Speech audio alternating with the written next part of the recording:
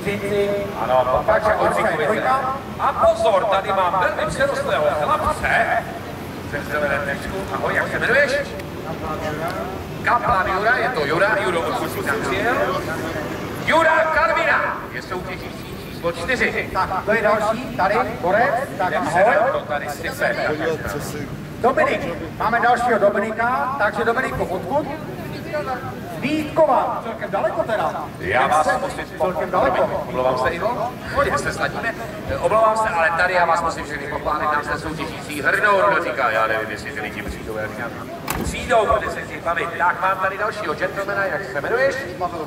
Pavel Třinec se jmenuje přímo, vidíš, to je krásné příjmení. A lepší máme tady dědu, tak jak se mekne, vy budete soutěžit.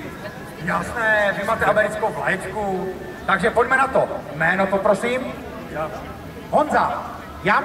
A odkud Honzo? Zase Třinec. Takže Honza z Třince. Takže děda. Ještě máme, volno, ještě tam máme plný místa. Kolik máme? Ještě 3 soutěžící. Chtělo by to nějakou dámu. Chtělo by to nějakou dámu. Ano, výborně. Máme dámu tady. Nie. Zo Slovenska, Peter, zo Slovenska, máme dámu zo Slovenska. Hej, já mám dámu zo Slovenska. No to je dobré. A já se teda zeptám, akou já mám dámu, odkud je. Tady mám také dámu, jak se jmenujete? Lucie. Lucie? A Lucie, vy jste přijela? Ano, Lucie z Bystřice je další dámou, která sedne na víka. Tak a já mám tu mezinárodní. A ještě moc jste ráda také? Ružomberok. Ružomberok. A jméno poprosím? Lucia. Lucia z Ružomberoka. Ty chceš soutěžit. Dobře. A poslední soutěžící je nejmenší. Jmenuje se jak? Vašek. Jmenuje se Vašek. A Vašku, ty jsi přijel odkud? Ostravy. Pozor, Vašek přijel z Ostravy. Tak teda musím říct, tady se nám stíží lidé z různých. Tak, zkontroluji. Máme 10. Máme ceny? Vypravte nám ceny. Kolik máme dětí, nevím, kolik máme dětí. Takže, přátelé, je to o tom, že přijdete tady, zujete boty, půjdete nahoru, sednete na víka, jak ukazuje tady mladý, chytnete se 2 nebo 1 rukou a bude to na vás, jak ho vydržíte. Tak pozor, první je Vojta. Vojto, drží se, no, může se držet. Děti se můžou držet obouma rukama, jo? Děti se budou držet obouma rukama, kdo smí jenom jednou. Tak pozor, Vojta, začínáte, držíme mu palce. Hombre, arriba! A pozbuzovat, přátelé, ano, pozbuzovat. Pozor, Vojta má úžasnou metodu, krásně vysedává míka, podle mě se na to dívá v televizi. Tam jsou ty úžasné soutěže. Vojta se drží neskutečným způsobem. Pozor, teď už to přijde, teď už je to velmi těžká rychlost. Pozor, a Vojta skrotil krásně píka. Vojta se, toto je neuvěřitelné.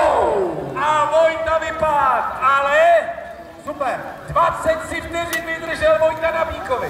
23 vteřin, to je neuvěřitelný čas, je to první čas. Druhý soutěžící byl Honza z Karviné. Honzo, boty dolů, no to už je takový větší klouček. Hele, ty 1 rukou a 1 rukou, ole. Tak pozor, nezapomeň, držíš se jenom 1 rukou. Nevím, jestli ty podkolinky byly dobré, no ale je to už to, jo, je možná, ano, je vidět, že ten soutěžící chce vyhrát. Dobře, jsi připraven? 3, 2, 1, pojď na to a držíme mu palce! No tak musím říct, že se drží skoro dobře, jako ten klouček před ním.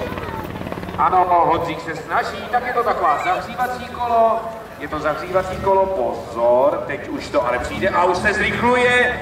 Píkovi se to nějak nelíbí, nevím, co se mu nelíbí. Prý tam nějak tuhneš nahoře. Takže Pík se rozhodl, že to s tebou trošičku rozjede. Podívejte se, on se tam chytat nesmí. Nemůže na ten rok se chytat, člověče. To je nesport a už je venku. Ale 30 vteřin. Tak samozřejmě, že se teďka uklidnil, protože má samozřejmě delší čas než ten chlapec. Barčo je to na tobě. Barča kočka. Kočka Barča. Barčo, potky dolů. Super, Barčo, sedí a ty můžeš obětat rukama, ano?